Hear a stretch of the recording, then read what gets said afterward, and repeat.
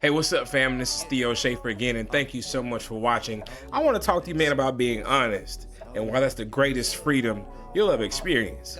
Check it out.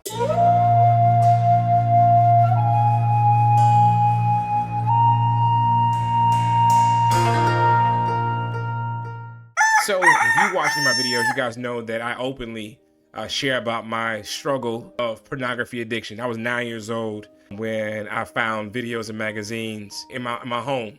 Me and my younger brother living with our dad. My mom was tried to get killed in a car accident, and my dad did the best he could, as long as he could, until he kind of lost himself. He never remembered this, but he would threaten to kill us all the time. He would always cock his .380 pistol, put it on the china cabinet, and before school every morning to remind us of that, you know, he brought us to this world, he could take us out. We should never cross him or do him like his family did him.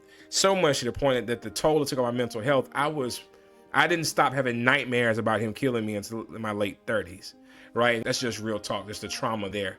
But part of the pain of a 7, 8, 9, 10-year-old losing his mom at a tender age, father really not being emotionally available, nobody understanding mental health. He had his own issues, right? He needed help. He needed love and support, and no one was ever there for him like he needed, or that he would allow them in, because he was just so broken from his childhood on. But I found joy in playing ball, playing video games, and being around my friends and making other people laugh and smile. I've always found joy being around people. But nobody knew that on the inside of this kid, whenever I would go back to my room, I would I would be threatened by fascinations about, suicide, right, and death, and panic attacks and all that. But nobody knew what it was. I didn't know I was a kid. And so a lot of tapes, magazines, and all those things became a way for me to find pleasure and moments of relief, right? Moments of relief. And then even when me and my friends were all sharing that stuff, magazines and all that stupid stuff, it was a way to have community. We were growing up, we felt like men because we were able to engage in that type of behavior. And it took a long time to work my way out of that. Thankfully now, I celebrate all that God has done, my support, my wife, my therapist, my pastor advisors, my entire community at my church, and all of my close friends who've been rocking with me throughout this entire thing. You know that I'm almost 2 years now sober at the time of this video, but I'm sharing that with you, and I'm gonna give you a quote of what I wrote down, right? I'm sharing that with you. I want you to understand that the greatest freedom one can experience is the liberty of knowing there is no condemnation. And this is what I mean. So let's say maybe 5, 6 months ago, right? Getting off work, I'm in the bathroom, and the scene looks familiar to the scene when my marriage was at stake, right? When my wife caught me in the act. I'm very candid, very honest, very transparent, and so she had every right to ask, like, hey, you good? Are you up there doing what you used to do? And smiled when she asked me. I lit up. And you want to know why? That's part D where you insert a video right there. The reason why I lit up is because that was one of the few new occasions ever in my life where I didn't use that genius, charisma, gift of strategy and manipulation to weasel my way or connive my way or brilliantly, use words to get out of the traps that my behavior set for myself. I didn't have to lie. My first time ever not having to lie and not feeling any condemnation or any self-guilt because there was nothing I had to hide. And I told her with a smile on my face, like, and then I began to unpack it for her in a revelatory sense. I said, one, before I hurt my wife, I'm breaking my covenant with God. Hey fam, really quick. Do you like what you're listening, watching? Is this helping you? Well, really quick, before we go on to the rest of the video, please do me a favor, hit that bell, and please subscribe. Put anything in the comments you want me to talk about, right? I need to hear that. I need to feel that so I can be able to provide more content for you. Thank you so much for subscribing and following. All right, now back to the video.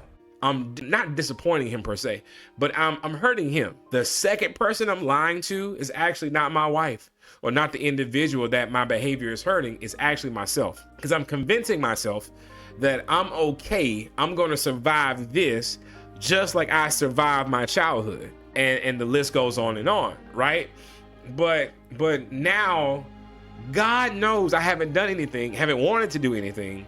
And then now I know that there's a conversation going on in my mind. There's a board meeting happening in my mind, and everybody on my board, figuratively speaking, is in agreement 100%. Hey, we're clear here. Hallelujah.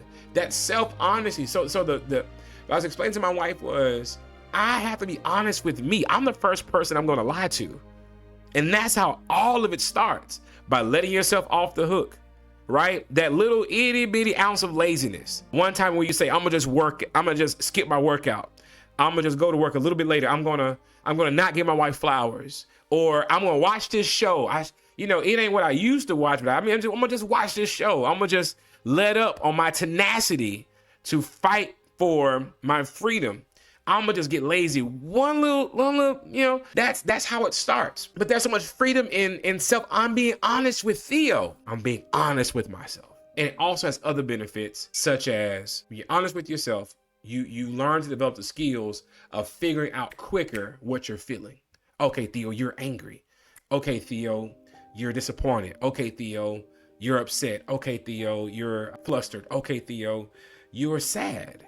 Okay, Theo, you're depressed, and those things are okay. And then when you're able to figure out, so let me leave with this. Ask yourself this: what am I feeling? When did I start feeling this? When was the first time this feeling occurred? And what happened? And you're able to do the internal work to figure out, okay, here's the emotion. Here's when the emotion started during the day. Here is when I remember the first time I felt this emotion. And here's what happened when I felt it. And you can almost trace back to your childhood or to your younger experiences when this feeling happened and what happened to you. And that allows you to build a blueprint for healing and also fortification to prevent that, right? And that's how you do the internal work. And you get assistance with prayer and your therapist and others, and surround yourself with people who have the like-minded pursuit of being whole and healthy. But there is no honesty like self-honesty, because there is true freedom. And when Jesus Christ sets you free, right, you stay free. But you got to do all the work you can to be honest, so you never go and put your hands back in the handcuffs. You feel me? You smell me? All right.